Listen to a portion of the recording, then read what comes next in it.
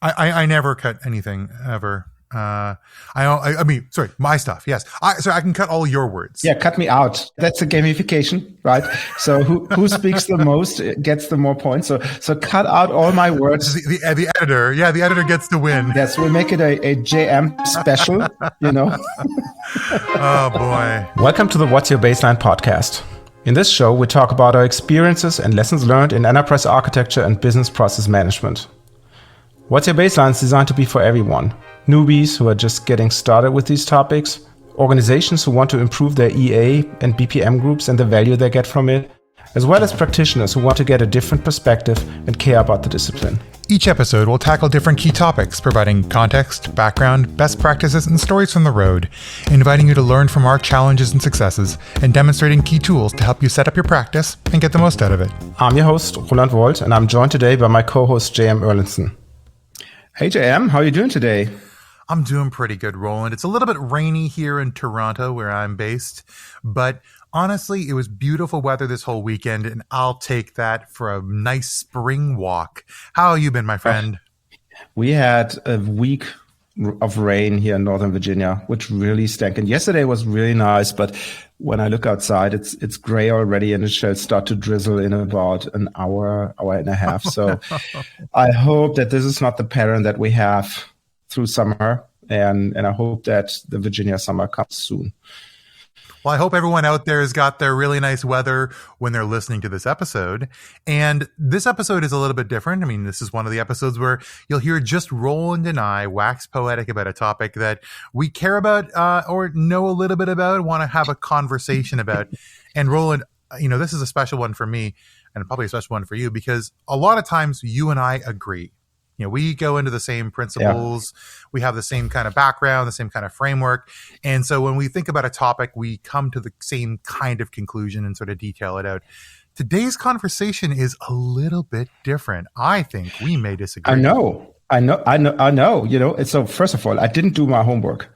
Right. So I obviously read the outline of the episode, but I didn't read all those, even though I said I would do it. I didn't read all the sources that you put in there. Because I think what we see in this episode might be a generational conflict. And I know you don't see it for those listeners, who just listen to us, but I think I'm about 18 years older than you are, so I'm an early Gen Xer. Roland, listen, if you looked at just the profile pictures we have on the website, you'd never know the difference. I look so much better than you. Thank you, JM. I'm fully aware of that. Today's conversation is about a topic that I think is coming up a lot. It has actually been coming up a lot for a while. It's not a new topic, but let's address the concept of gamification. And of course, our focus for gamification is going to ultimately pull into process and architecture, because that's kind of where we come from. But let's talk about gamification. And in any episode, we have the 3-section structure: the why, the how, and the value or examples. So let's start with the why. And to do that with everything, we want to define terms. So I'll set out a little bit of sort of preamble for this to give you some idea what gamification is. And of course, we are welcoming anyone to give us feedback on this episode. As always, I'll put it out there as well. I am not a gamification expert. We are both process and architecture experts, Roland and I, but the research that I've done and the things that I've seen working or not working in practices around the world have given me a little bit of context into how this can work. But JM, you're a gamer. I am. Right? I'm not. That's true. I'm not, which might be also the different times when we grew up. I remember I had a console when I was a teenager. For those of you who are old enough, that was an Atari 2600. Oh, yeah. It had that plastic wood veneer thing on it and the cartridges that you put in, and you could play Frogger and Pac-Man on it. Ooh, I've heard of that. The sage tales of the old technology. I mean, to be fair, I started with an Amiga, and I played Asteroids on it when I was very young. Broke the space key because that's how you fired. Got in a lot of trouble.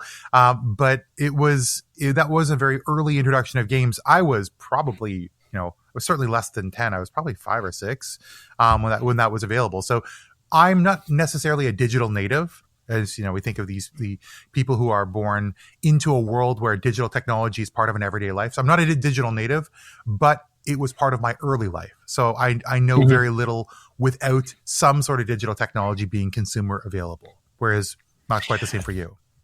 Yeah. I don't know. I remember black and white TVs. Believe it or not, I remember rotary dial phones in our house, so this is a hard flashback from the 70s here. But maybe to get to the topic, JM, talk to me, what is gamification? That's a great question. So it's a broad term that generally refers to taking anything about work and adding core elements or mechanics from the world of gaming into your business practices, into your evaluations of things like performance, into your plans for engagement. I mean, all of this is really about increasing engagement with tasks, increasing visibility and engagement with outcomes. So that's the general principle of what you're trying to do with gamification. Gamification is also a very big business. So the methods and practices used have been a huge center for consultants or for specialized firms, for organizations, large companies to look at. Doing a little research, it seems like it's going to grow by like $20 billion in the next couple of years, 27% growth year over year. It's a huge industry focused on increasing engagement. That's a really important part. We talk a lot about communications when I look at sort of, supporting the growth of internal structures in an organization. What I want to do to make people feel happy, to feel empowered, passionate. And I thought it was really about communication. And I think I've changed my language to it's about engagement. So that's partly communication, and that's partly making communication a two-way street. So instead of simply telling people something, you're giving people an offer for them to respond. Sometimes that involves actual communication, but sometimes that involves taking action that they feel will sort of contribute to the success that they're being asked to show in the communication that you're giving them. So really, the point is about engagement. And the numbers that you just mentioned, those are North American numbers, right? Because when I think about our audience, about 60% of our listeners are non-North Americans. So I'm pretty sure there will be lower numbers because typically, at least in Europe, it's like 5 years behind North America in everything. Well, I mean, if you think about 5 years behind, like I'm going to tell you a story from 2009, I think. That's going to come at the very end. So to listen to a story from 2009, 5 years behind at 2009 was 9 years ago. So that's a long time since gamification was, I mean, there's some early case studies of digital gamification in large organizations. That's a really long time. Things should have been developed by then. And so even if the numbers aren't necessarily focused on non-North American markets, I think this is an interesting point. And also coming from Canada, and you not coming from North America, coming from Germany, we have a little bit of a different perspective on this. I think that's going to help. Oh, true. Yeah. I want to quote a little bit of a little stats. I mean, listen, if I'm going to do the research, I might as well quote the stats on folks. And go show off. Come on, go show off. So I found an interesting gamification at work survey by Talent LMS that found that 61% of the respondents that they were talking to received training with gamification. So on this survey, it's not a huge survey, 900 participants, but a lot of people are using gamification for training. And the point here is that 89% of the people who found or we were using gamification found that gamification made them feel more productive at work. 83% who received gamified training felt more motivated. So we are seeing, or these people are saying, that gamification is working to make them feel more motivated and more engaged, particularly when they have to learn something or when they have to do their daily tasks. And that organizations, 61% of those the random participants are using gamification. So maybe you are, maybe you aren't. This will give you a good idea of what we think about it, or at least some thoughts on it. And actually in my day job, and those of you who follow me on LinkedIn and JM, I know you know this. We just launched our university, our formal training program. We use elements of that as well. You get your badges when you do a course, you can get a certification, you can share it on LinkedIn and all that wonderful stuff. But tell me a little bit more about what are, well, gamification's elements, because one thing is, badges and all that type of stuff, but I'm pretty sure there's also other things that would qualify that maybe someone would not necessarily see as gamification. Yeah, sure. What is a game, right? Let's talk about the basic element. What is a game at all? So generally, not work. Well, yes. Although games and work have some overlap, and that commonality is what gamification looks to exploit. So games generally are composed of challenges, so a series of tasks or obstacles to overcome. They're composed of rewards, so some benefit for overcoming those obstacles, reaching new levels. Levels themselves are an element of progression, so people can see growth over time.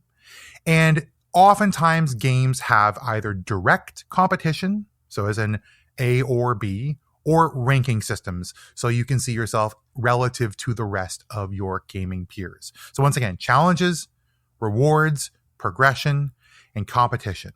And those are things you see in daily life at work. Now what we're doing is we're taking these and we're putting them into a system that is focused on engaging with the same inclinations you might use for your private time. So your out of work time where you might be playing games that work like that, using those things that look more familiar for you when you're engaging with work tasks that might bridge into the same things. So challenges provide rewards, create, periodic rewards. So you're stimulating, the centers of dopamine release when you get something for things. You can see growth, so you feel like you're getting somewhere. You can see a ranking system, so you understand your place. Like these are core elements of a lot of business as well. And that's one of the things that I hear a lot of people talking about in business. So I want to talk about this idea of third space. And this gamification kind of falls into that. So if you think about it, normally you have your work life, which is the first space, and you might have your family life or your home life, the things you do with those you take care of. So that's your second space. A lot of people have been using this third space. This is, now conceiving of it, this third space of your social time away, necessarily maybe away from your family, time with your friends, time alone, that you're doing, playing games with people, maybe meet on the internet, or just having a good time as a relaxation, that third space. More and more companies are trying to recapture that time, that third space time, to turn that into things they can use for productive work. I know that sounds kind of nefarious, and in some ways it is, because it is intruding on a part of the life that we previously would have had independent of work. But the way in which they're doing it, in some cases, can be pretty useful for a person to create social and emotional structures that they can rely on. One of which is creating a social space at work. So the concept of a work friend, right? That's a thing that is made to replace that third space of going out with your friends. I found this, I don't know, creepy, if you will. I know. So the one thing that I'm wondering is just why? Why do we need to have this? Isn't it enough that you go to work and you get compensated for the work? You took this job and hopefully you did enough research that you knew what you go into. And shouldn't that be enough? Why do organizations want to capture other parts of your life? Yeah, that's a good question. I think there's two parts of this. Number one is that I think we have a war for top talent. And that war can be won in a bunch of different ways. But the concept that I like to use, the word I like to use, is currency. You are paying people with a currency. Now, is that currency dollars? Well, sometimes yes. And in fact, there are organizations that you will sell your time to for a price. And I understand. I know Roland and I are coming from a place of intense privilege. I get that. And I don't forget that, because we work at office jobs. We don't have the same sort of hourly labor for pay market that a lot of gig workers do. And shout out, much love to all the gig workers out there. I'm sorry you don't have the same privileges. And I really hope that someday you do, and we should all work towards that. But what I'll say is that, if you're trying to pay people with currency in a very competitive labor market, one of the things you can do is you can change the currency you pay them with. So a lot of people pay people with perks. So whether or not it be medical benefits, or whether or not it be extra leave time, or free snacks in the break room, or that sort of thing. But a perk you can also try and pay them with is social currency. So you create a cafe culture, you create an environment where people are encouraged to positively collaborate with each other. You create and you maintain lasting bonds between your employees. And so in that fight for talent, it's very much harder for someone to leave if they feel invested in the society of the company, the culture around them. You create almost like it's a cult, the first four letters of a culture, right? Yeah, I get this. There's also whatever movies like The Ring and all those other things talking about that. But the interesting question is, to me, that doesn't have anything to do with gamification. I get the HR perks. I get more leave. I get free food. I get whatever, right? Being valued. But what do you do in all seriousness? I see things like leaderboards, in that small accounting firm that I worked, and also in the same firm that you and I worked a couple of years ago. We had that little leaderboard on who posts the most on social media about our organization. And you get 5 points for this and 3 points for that and whatnot. So why? What do you have from being the top leader in that? Yeah. And let me rephrase that. You could also think that a little bit forward, and I hope I don't steal your thunder for a little bit later. You could see this, for example, gamification of sales. Yeah. Right. So you say, oh, who's the sales leader? Which happens, you get that nice trip to Hawaii or Bali or wherever, right? That's a little perk when you made it to the club, right? But think about the opposite effect of it. Think about you working in an organization that has 10,000 salespeople. Right. So the chance that you become one of the top 10 is virtually zero, and what impact does that have on people? So there's a few different things. I think that's a very reasonable position to take. I also understand that societies are made up of wealthy and future wealthy people. That's the mentality that goes around. Am I rich? Mm-hmm. No, but I'm gonna be. And I think that there is a lot of hero worship, idol worship of people who are the leaders. Yes, there are people who are going to be at the bottom of the leaderboard and they're really struggling. This is a blow to their self-worth or their self-identity. I get that. That happens. That's not positive. There's two things. Number one, a lot of organizations are they call those wanted departures. People who are at the bottom of the leaderboards, who are unable to deliver on their promises, choosing to leave the company. That's actually a benefit to the company. Sounds terrible, but it is true. We both know that's the case.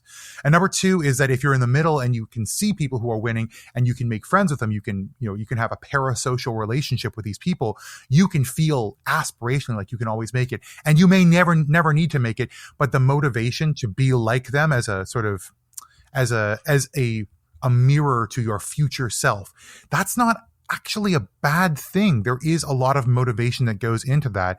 And, some say that coming in second place is more motivating to an employee than coming in first place. And I would tend to agree. And that asks the question, why gamify anything? That sounds like an always repeating, never ending high school to me, which is scary. I mean, but also sometimes companies want that. They want that churn, that drive, that push for people to be at the top of the delivery game.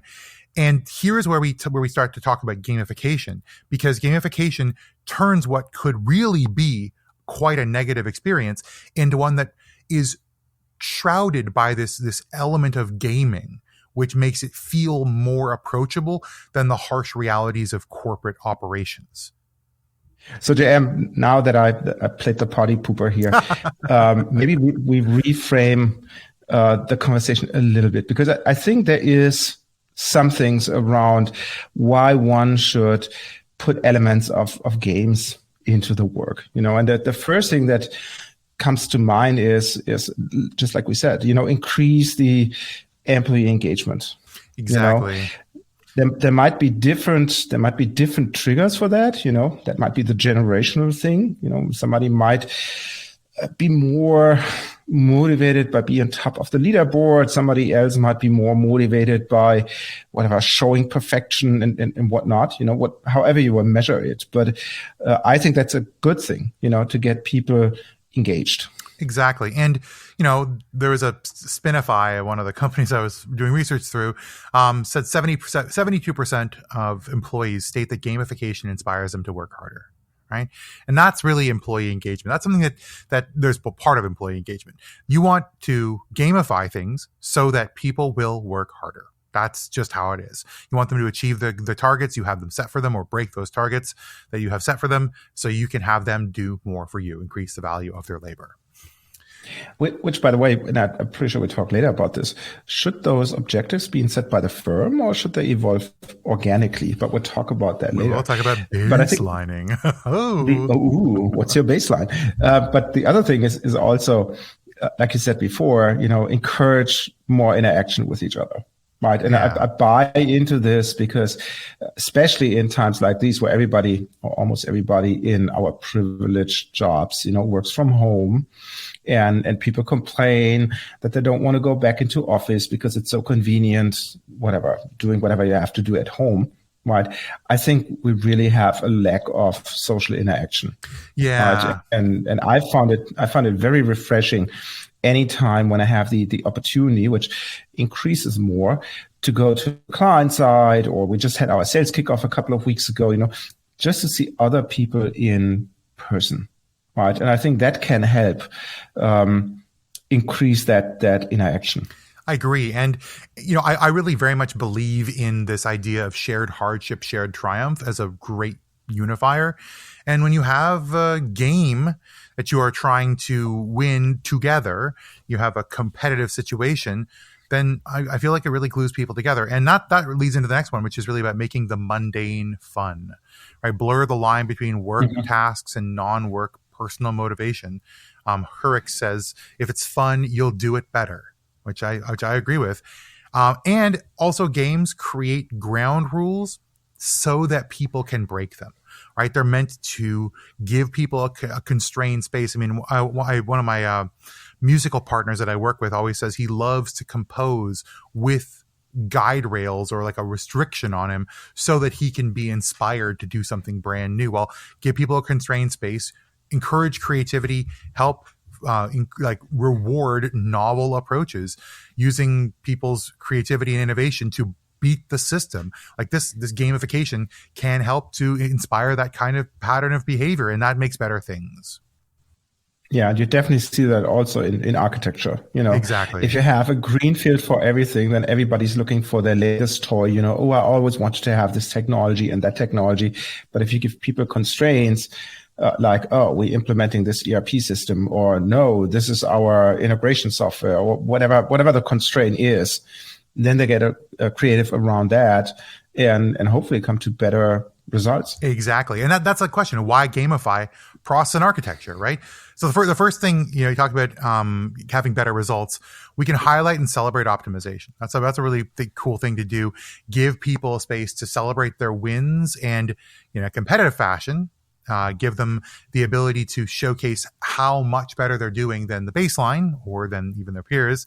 Not necessarily everyone wants to be first, but people don't want to be last. So the other thing is you can create accountability without creating direct conflict. So you encourage quality and completeness in things like architecture documentation or in process optimization. We can see those in things like dashboards that will help us to do comparative analysis, or you don't even have to say anything. If it's visible, everyone's going to see it. Everyone's going to know about it. And people will generally try to shore up their shortcomings. I agree. The other thing is that we talk about best practice adoption. That's another thing in process in architecture, gamifying that to talk about best practice adoption. I think about using things like process mining to understand compliance. Like, how are we adopting our best practices? Are we broadcasting our wins? Are we rebroadcasting things on company socials to talk about new practice or platform adoption? Are we driving engagement? Are we creating this idea of jealousy? One of the things that I think spreads good practices in an organization best is jealousy. Seeing other or other orgs, other business units performing really well, seeing them winning the game. Suddenly everyone else feels, oh, maybe I should actually think about doing this thing that I probably already should have been doing. And that can be really helpful, changing hearts and minds through without direct conflict. Right. I think that's a really, really important part. And process and architecture is certainly a great place to look at that for gamification. Yeah, I'm with you. And I know I will break the hearts of many, many listeners when I talk to clients and say, hey, look, you need to show that by using your whatever process management or architecture activities, you made that project more successful, be faster in delivery or getting better results or whatnot. Oh, yeah. And the comparison that I do is, and now comes the heartbreaking point. I said, nobody wants to play for the Cleveland Browns. Ooh. Everybody wants to play for one of those better football teams. And I don't want to mention any of the 31 others here, even though I have a preference. But anyways, it's like that. There's a reason why they were called the Factory of Sadness. They have some devoted fans, but it's like, and I think that can help, right? When you have that, and you have that, oh, I will show you attitude. I can do better. I can imagine that this is really motivating people. So that leads us to the end of this section. Hopefully you've understood a little bit of what I think of at least as the why and Roland's challenges along the way. But let's ask you, have you seen gamification happening in your organization from what we've talked about? How has that been implemented? And how has it worked for you? What are your thoughts on it? Was it helpful? Or was it harmful? Do you find yourself more engaged with gamification, or do you find it an impediment to work? We'll leave you for a few moments and come back with our second section, the how.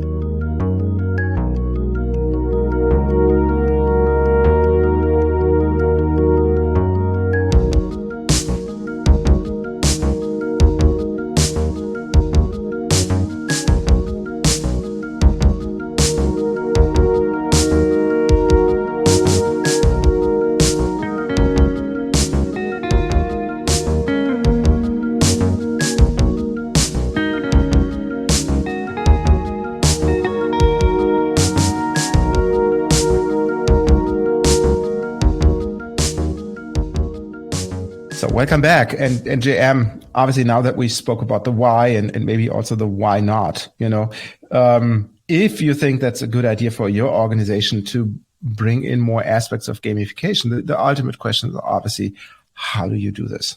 Right. And I think JM, as I know, you have a couple of bullets in our outline here that you would recommend for people who want to embed some gamification in their day-to-day work planning, objective setting, and all that type of stuff. So maybe you can enlighten us a little bit about that.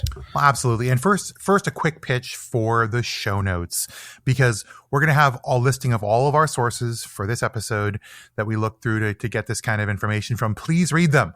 These are not all of our original ideas. This is just processing through some of the things we found in the industry, stuff that we thought was interesting. But let's talk about the gamification. There will be a test afterwards. And you get a badge. Oh, wow. You're already jumping onto that. Well, that is true. At the end of this episode, maybe we should actually put on the website a little gamification. That sounds, yeah, I love that a lot, actually. But let's go through the first piece of the puzzle here. Remember, the first thing people love to forget in process and architecture is strategy. That's right. So the first thing we're going to do is create a gamification strategy. So there's a few components to it. And, once again, don't need to take notes. We'll list it out. But here are some things that folks specializing in gamification and us think are important. So the first thing you want to do is list the outcomes for the gamification of your tasks. You want to figure out what KPI values you are actually looking to change. So why do this for your organization? The next thing is you're going to connect those outcomes to behaviors that you think will change your stars. What moves the needle for you? And that's a really important part because you want to create games that will encourage those behaviors. So you need to figure out the behaviors to help you move the needle. Next is, remember we talked about challenge and reward. You need to list out the metrics that will help you identify when this behavior has been successfully demonstrated. We've talked about this in the podcast in a few different ways, like you don't measure the number of trainings, you measure the ability of the employee to do their job after the trainings. So make sure the metrics are key to the behaviors you wish to observe. Next, and Roland alluded to this a little bit earlier, we want to establish baseline goals for each metric. Now, sure, you may need some help from a gamification expert or from industry knowledge or from, the performance monitoring over the past with your process mining or whatever, but you want an expected score on those metrics around those behaviors. And you need to understand how you will recognize when somebody or some team is excelling, because you want to be able to recognize that, celebrate that, and reward that. Talking about rewards, you need to establish a reward structure for goal achievement. And this reward structure needs to be things that people actually want. Remember, gamification does exist in an ecosystem of advancement in an organization, but is not necessarily designed to lead to advancement. The game itself has its own rewards. So build a reward structure of things people want. In Roland's previous example, where we both were in the situation of social media posting and the reward structures gave you branded apparel that you could purchase using your points. If people want branded apparel, that's fantastic. If people don't want branded apparel, your game is going to fail because it has one piece missing: reward. So also be reactive. Your game is not one at a time. It is a living thing. If your rewards aren't landing, change your rewards. And the last piece of a gamification strategy is to build a communications plan. That's very important. First, how will you let people know about the game? Then, how will you broadcast wins? How are you going to do this synchronously, as in through notification when somebody wins or has an excellent score, versus asynchronous self-service, as in a posted leaderboard that people can access at any time? So build your communications plan to make this game successful. And once you have all those pieces in place, you have a strategy, the first piece of your puzzle. Does that make sense, Roland? It does. But like Mike Tyson says, every strategy ends the first time when you get punched into your mouth, Yes. Or the plan doesn't survive first contact with the enemy. I think that's the other one. Yeah. And that leads to the next question, because Roland, you have alluded to this. Take me through what you've seen or what we might see as mechanics for games and everyday tasks, because I know you've been part of these. So there's a couple of things. So what I've seen, I mentioned it a couple of minutes ago. With our university that we just started, we just do what most other learning vendors do. You have badges and some areas you get titles and levels and whatever, right? And you can put in your avatars and all that stuff. So you buy it with the piece of software that. And you said it earlier, right? It's learning, right? You buy it with learning management systems who have that as a part of it, and they make it easy for people to share and to show off, right? The other thing that I've seen is, and that's so funny, is collective achievements. How far are we? And I mentioned that in another podcast. I was working with one of the big German telco companies, and we migrated accounts. Back in the day, and we're talking in the 90s, the way how, I can say Deutsche Telekom built people was you have one telephone, you got one invoice, right? Because that was the old school way of thinking. And then they said, no, we need to have a debitor construct, because imagine you have a company like Siemens, that has tens of thousands of telephones. Do you want to have tens of thousands of letters being printed out and sent to Siemens and then have them pay, or which costs, by the way, they got a gracious 20% rebate from their friends of Deutsche Post, So instead of 1 mark, they paid 80 Pfennig at that point in time. So that was quite a saving. When you think about, they have 40 million phones. Yeah. Right. So now you do the math. You cut out 20% of it. Yeah. But wouldn't it be better than if you would take those tens of thousands of Siemens telephones and write one long invoice? And even if you put in all the records behind it and you pay 5 marks or 10 marks for a bigger envelope, which is heavy, and ship them to them, that's instant savings of whatever, 90% plus of your cost, Oh, yeah. So where did gamification come in here? Yes, that's exactly the point. What we did there is in the lobby of the organization, we put in a big plastic tube, a acrylic tube, and we filled it with pebbles. So every time you walked in, you could see the accomplishments, how many accounts have been migrated to the new system that allowed this thing, right? So that was basically the invisible collective leaderboard, or however you want to call this, It's a progress bar, like a loading bar. Things people are very familiar with if you've ever had a game. Yeah, exactly. And then lastly, you also have, as we mentioned it in the first segment, you have leaderboards and dashboards, and sometimes you have the cut to say, oh, JM, you won, good job. You get Yay! whatever, five funny points, and now go and spend them on the corporate shop. Right. So you have these type of things as well.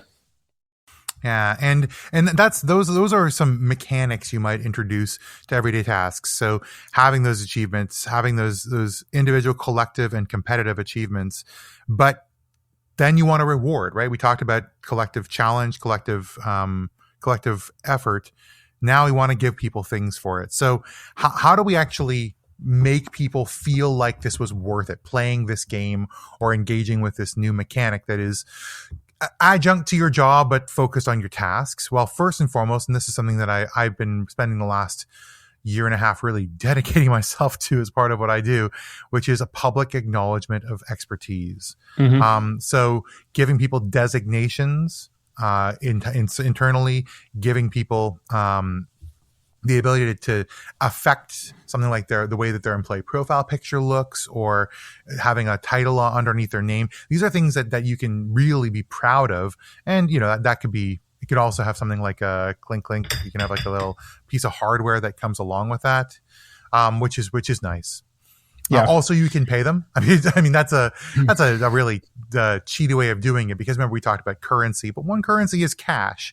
But also there's direct and there's indirect compensation. So there's a bunch of perks you might be able to give them, things that would normally be given to either people in the organization of a higher level. So for instance, people would have an extra week of vacation, or people would have certain benefits or certain abilities to access resources within the organization that they might not have. So the direct or indirect compensation. The other thing, a tip I got, which is something that came from one of the research firms, was you really want to make the first goal, if you're going to have a series of goals, relatively easy to achieve, and let people feel like they've made those quick wins, and then increase the difficulty to reach each new level, so that it ramps up, rather than, to get to level 1, it will take you a huge amount of time and like half the year. Make getting to level 1 a week. Maybe getting to level 4 could take you 6 months. So that sounds to me a lot like Canadian capitalism, being nice to people while you squeeze out the juice out of them. But no, I get it. Not juice, maple syrup. Damn it, yes. and the Mounties will control that everything is done correctly. That's correct. But the point is, I get it. It's like in games, when you get to the next level, it will be a little bit harder than the previous ones. Exactly. I think one thing when you design your game, if you will, right? Think about that this should not be a zero-sum game, right? There might be some aspects. At the end of the day, there might be a situation where you want to award the 10 best people in there, but also reward collective behavior as well, right? So look for a model that motivates people and empowers them, but also bring in parts of it that enforces or encourages people to work with each other, right? So that they start thinking about, oh yeah, I'm part of a larger picture, or we have that shared triumph or whatever, right? So draw a direct line between the personal success, your team's success, and the company's success. Absolutely. And actually, if I can give you a game example, because as I said, I'm a gamer. If anyone's played Portal 2 which is a really amazing game, Portal 2, is a game where you must have two people to complete this game. You cannot complete it alone. And it's actually very clear. It outlines it like this. These tasks cannot be done on your own.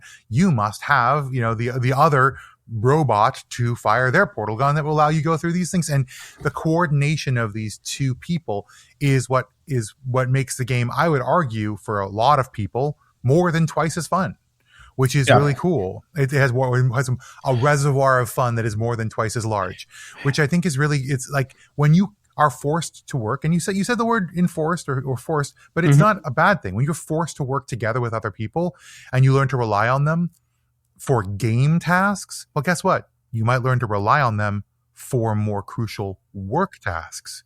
Yeah, if this is the only takeaway from this episode, I think JM and I, despite all cultural, generational, and whatever disagreements that we might have, I think we both agree on that this should be one of the biggest things, And I remember you told me a story that you worked in an organization a couple of years ago where you said, well, you want to change the structure how people get to club, and you didn't want to have the not so nice people being showcased. Nicely said. Yes. This is at the end, it's still PG, right? Being awarded to go to those fancy locations, but it should be a team player there. And I think you got just smacked in the face, like, no, not under my watch with that gentleman. Well, not everyone embraces this, and I understand that. So, but let's close this. Let's close that part of it out. I mean, the other piece that of tips and tricks that I really get, and I really like this one, is you want your best performing employees in the game to be given the tools to promote your game. That's right. Give people, the winners, something to share online. A piece of reusable collateral like a badge, or even like a signed letter, or a LinkedIn post from a senior leader mentioning them by name, to encourage self-sustaining growth through this game.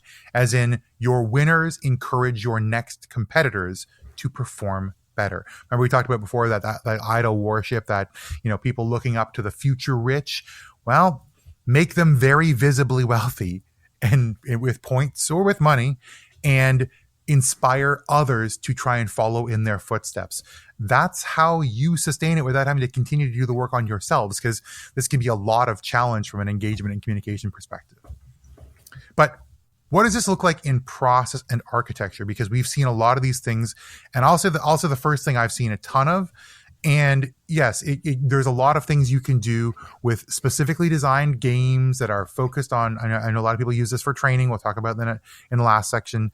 But in process and architecture, I see a ton of governance dashboards from a change management perspective. How much work is being done? How long does it take on average to complete that work? How many outstanding requests do you have? So you think about people trying to get to inbox zero with governance requests, and rewarding that behavior with a visible dashboard of outstanding requests or number of requests per day processed. That's amazing.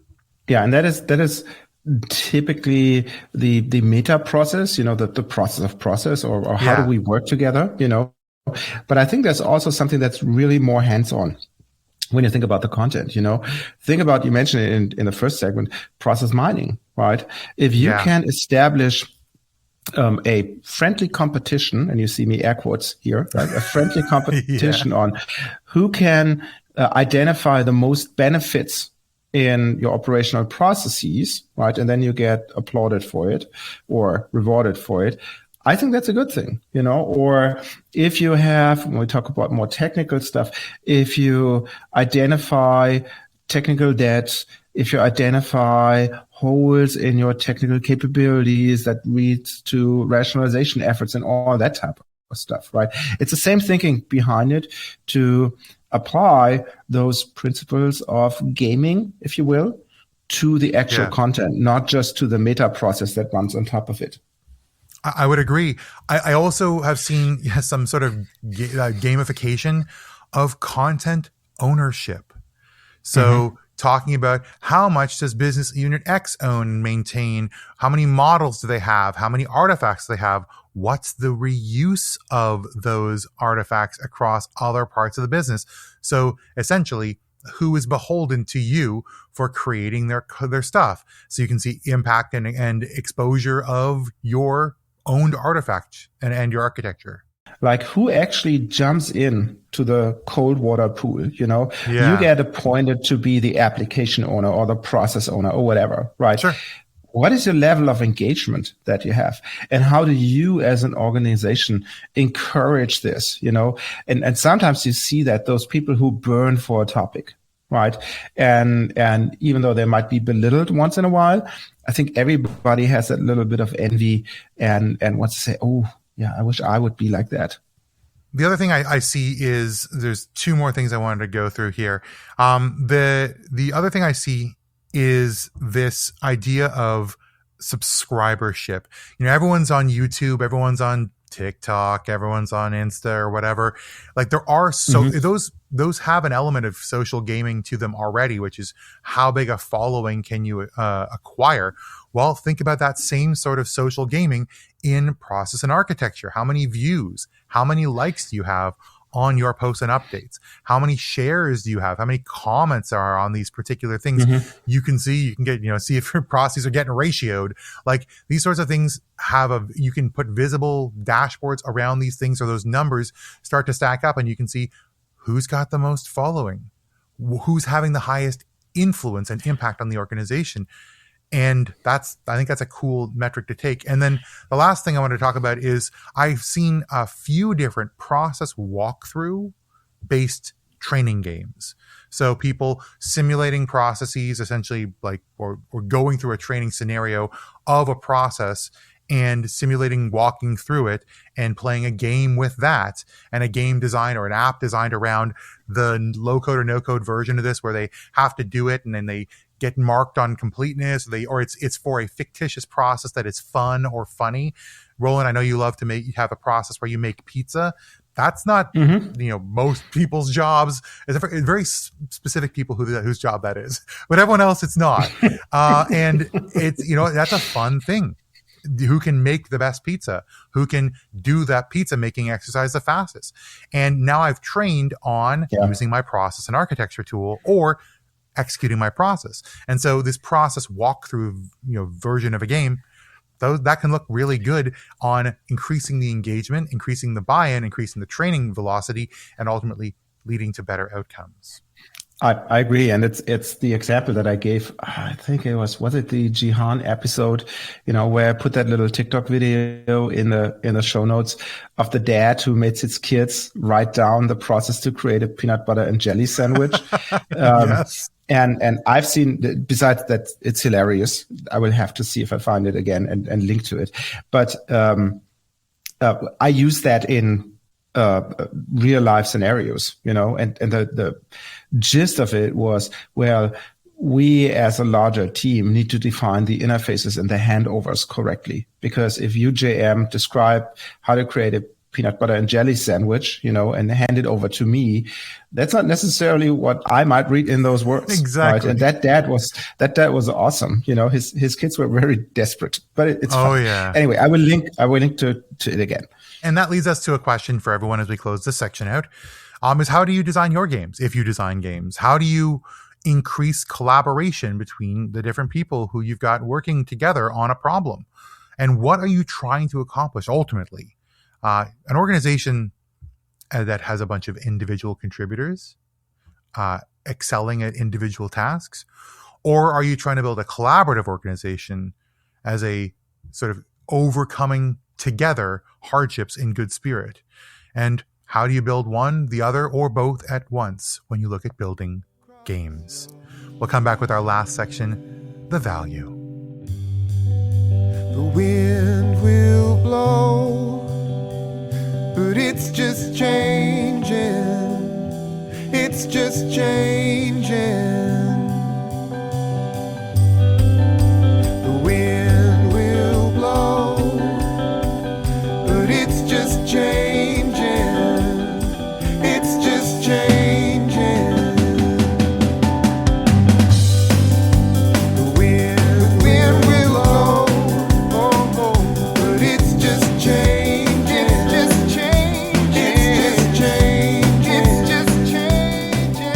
And welcome back to our last section of today's show.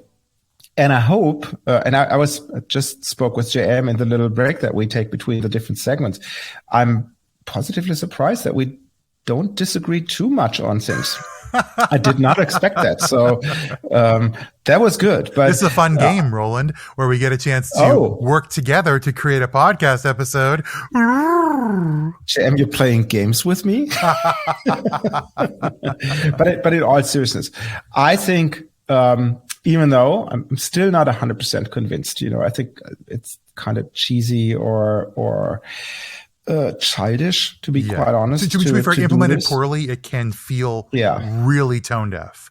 Like I completely understand, but implemented well, there are some benefits, So and we mentioned it before. So maybe as a short summary, I have like 1, 2, 3, 4, 6, 7 points in here that definitely can help. So one of them is increase the employee engagement. And company loyalty. If you get valued by your organization, you might enjoy working for them, right? So what a weird surprise, during quiet quitting and all that type of stuff. Or the other thing that we just had as a question before the break, you can increase team cohesion through putting the team into a collective struggle, right? And then obviously that leads to a collective triumph. Yeah. Right. And maybe you have a couple of other things, I counted it to 7. So look at our script and take the next one. Well, no, I think that, when you look at training in particular, having it be interactive, interactive games, it keep employees better engaged, particularly in learning topics. So you're not just reading a script, you're having them participate in activities, you're having them participate in games in particular, or gamifying that experience. They'll get more education. They'll get better at things. Yeah, and think about it, like games that are not just first-person shooters, which I don't get why people play this, but think about games like Minecraft where people actually build stuff. When you do your training exercises, have them building on top of each other, so that once you're done with your training, you look back and say, "Oh, this is what I built." I can do this. I think that's a positive experience that you get. Yeah. Also, we live in a time of incredible employee data collection. That's a big topic, particularly in remote work. Employee data collection, a big euphemism. Let's break through some of those doubts and people being a little concerned about that data collection and make it very visible. I know sometimes that feels like it might be a violation of privacy, or you can anonymize it. It's fine, however you want to do it. But track the work progress through visible means, not through like monitoring dashboards of your employees. By exposing that, you help people first and foremost understand where they actually sit, and secondly, give them incentives and give them a push to do even better competitively against their employee friends. And also, I think this might be even a better way than the annually company happiness survey that HR likes to send out, where you have to score between 1 and 5 or whatever the number is. And if you give something worse than 4, everybody's raising questions and you have to justify why you think you're so bad or so good or what. It's horrible. Yeah. This would mean you do this basically while you do the work, so it feels more organic. And I think it's also better results, to be quite honest, because that will show also employee strengths and maybe weaknesses, right? You can see the individual progress, and then you see, hey, why are this type of guys shining? What do they do different than the others? Or why do those guys struggle, right? Are there some systemic problems that I have to solve?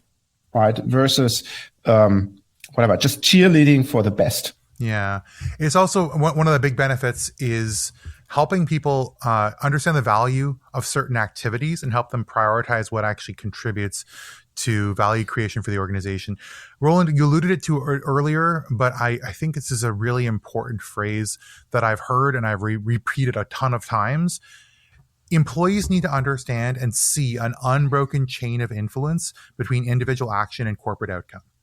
And sometimes that comes in the form of, a employee value proposition it's a bidirectional. So what do I give to you? What do you give to me? Or an employee deal. And sometimes that comes in the form of something innocuous like a game.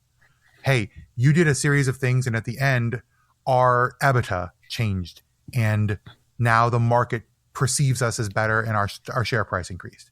Like, if that's something that people are tracking and you feel very far away from it, using a game to help make that connection, that unbroken chain of influence, can go a long way to the right kind of motivation driving the right kind of action. It's the ongoing thing. You put elements in your day-to-day work, elements of gaming into your day-to-day work, and you get then those results. And then maybe the last benefit is games, as everyone who has little kids or is a little kid at heart can identify with, can be addictive, right? So what you might be able to do is you might encourage the right behavior. You might be able to establish habits in your organization of positive behavior that you would want to see. And I think that's also a benefit of having gamification. Exactly. But maybe, JM, I know you did some research, and again, you mentioned in the first segment, we're going to put all the links to the research that you did in the show notes. Hint, hint, hint, whatsyourbaseline.com/episode 46. But as part of this, you found a couple of examples of gamification in there, and maybe you can share those briefly so that our listeners get some ideas of how other organizations have established their, I hate to say it, gaming culture, right? Well, yeah, and I'm actually going to go chronologically forward with some examples. And the first one comes from as early as 2009. So that's it's a long time ago from where we're sitting here in 2023 at Hilton Garden Inn. So Hilton Garden Inn, I mean, if anyone's stayed at Hilton, you understand that there's a lot of staff that need to be trained up. In particular, those staff need to have a keen focus on guest satisfaction. So though that guest satisfaction can come from a bunch of different places, so housekeeping, food, beverage, engineering, maintenance, front desk. And in 2009, they rolled out with handheld gaming systems, the Sony PSP gaming system, the ultimate team play game. And that was all about giving their employees a virtual experience of doing what they would normally do for their job. So it would give a virtual experience where they would be prompted with questions, or they would be able to interact with things they might have had to do as part of their gig. And they could get feedback and prizes from competing in this particular handheld game particularly well. And once again, as early as 2009, probably even before then, but this is a good example from 2009, where they were using games, specific digital technology games, as part of training, as part of ongoing sort of professional development, and with rewards for excellent performance that led to people performing better in their daily jobs. Yeah, and you basically collect also performance data. You do, right? you When do. you make this. So imagine what a weird thing, because I haven't seen that, a software vendor who by coincidence sells architecture or process management software. Imagine they would partner with a hardware firm. Oh, yeah. Right. And you buy a bunch of tablets like schools buy Chromebooks, and Google makes a boatload of money on that. And you put some administrative stuff behind it. Imagine you would have an offer and say, hey, I give you whatever, 500 tablets for price X, and you get your instance of your process management system or whatever, right? And while using those things, you also collect data in the background. You see how long does it actually take, without the big process mining effort or whatever, right? But that would be also something people like to interact with, that physical piece of hardware. Absolutely. And if you feel like, hey, I'm playing a game, I'm doing a thing, but I'm actually invested in this. And then when you go back, quote unquote, back to work, those skills continue at the level you did when you were previously playing it in the game, which is kind of cool. Another cool example that a few years later is Coca-Cola. So Coca-Cola FEMSA, FEMSA, I'm not certain if that's spelled abbreviated in any way, but they used a game they called Pacific, a game for leadership, about how to manage a high performance team, how to delegate tasks, how to give feedback, and how to motivate employees. So they used a little app, a game, to train their leadership or to reinforce leadership behaviors. And not only was it wildly popular, 100% of their leaders completed the game. And 99% said they would recommend it. 100% said its contents were applicable in their day-to-day lives. So there was a huge, huge engagement from their leadership. But once again, the more important thing, Roland, did it affect things? And the surveys that they put out said it did. Employees gave better scores for their supervisors after their supervisors played that game, learned practices, and ultimately put those practices into action. And the organizational climate had a higher score as well. Over the years, I think they ran the game from 2015 to 2017. And over those years, things like significantly improved on organizational climate and supervisor action. That matters. And Coca-Cola is a pretty significant organization. Yeah, and I think this is an example of how you can spice up your training, right? It's a soft skill training in this case, right? And it's not just I don't know how that's in your organization, JM. We made fun. We have the annual, even though the topic is not fun, we have the annual harassment training, and it was I'm having a lot of fun with my annual harassment training, says Roland Volt. No, in all seriousness, I think it was announced as, it takes 2.5 hours, right? Everyone up to the CEO, it took 5, right? So people really became desperate and were making jokes like about the harassment training and whatnot, basically just to get the frustration out of our systems.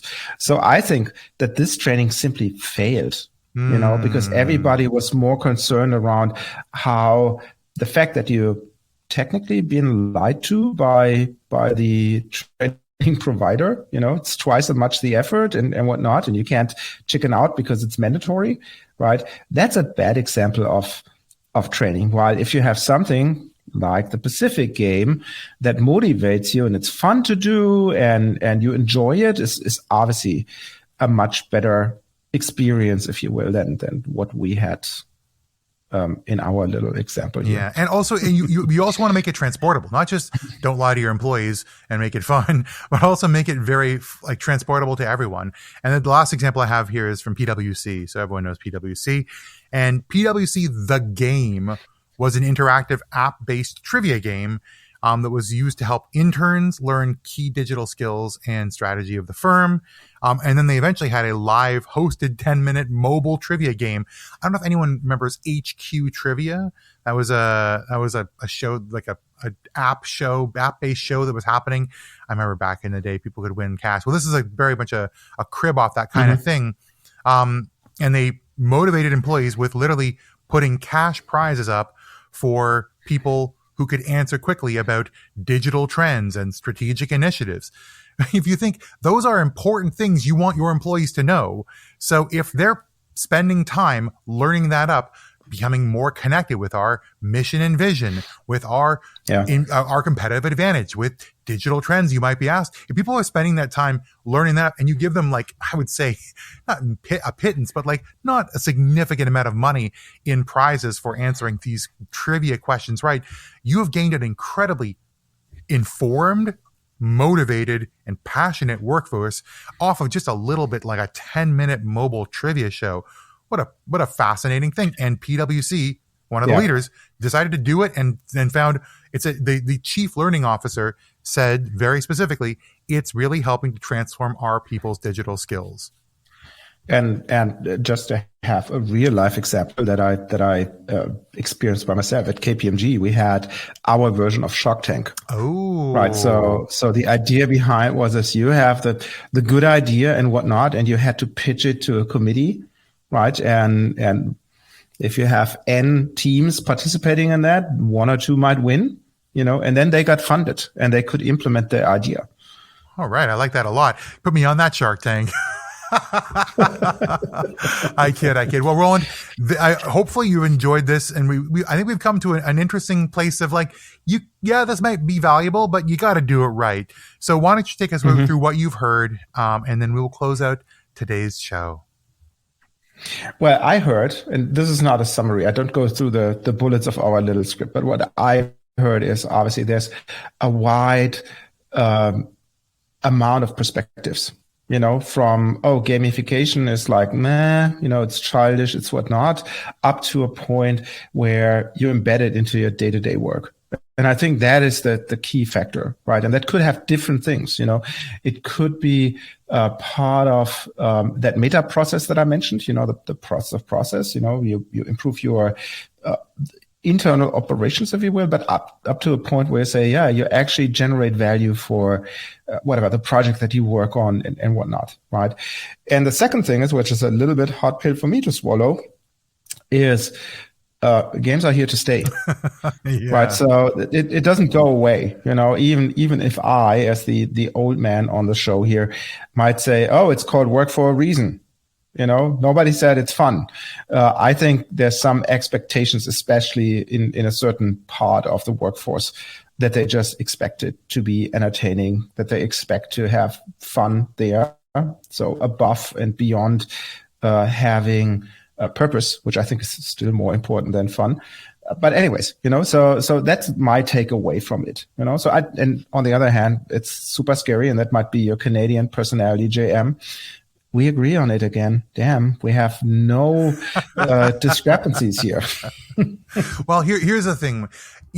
I might be Canadian. I might come from the perspective of wishing people doing their best in like a collaborative fashion, helping each other do their best and using all this information for good. But we always say the caveat, like if you are a monitoring employee with employee data collection, there's always a risk. There's always, people who use that data to make, decisions on retention. Mm-hmm. And we understand that hoping people do good for the right reason is all we can ask for.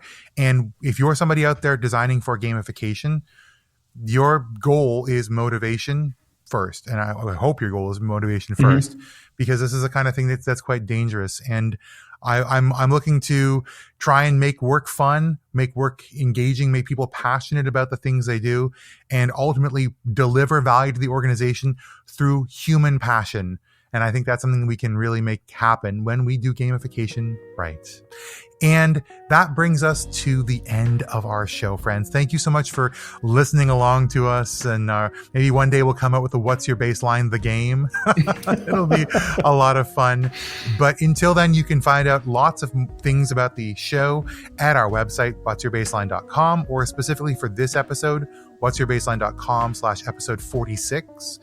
As always, please leave us a review or a rating on your podcatcher of choice. Hey, fun fact, those things work kind of like gamification, is that they sort of filter up to the top the people who get the most ratings or the highest ratings. So if you can help us with the algorithm game of podcasting, that would be of great value to us. And we're going to see you in 2 more weeks with some more fun, some more What's Your Baseline, some more Roland and I. But until then, friends, I've been J.M. Erlinson. And my name is Roland Wold. We will see you in the next one.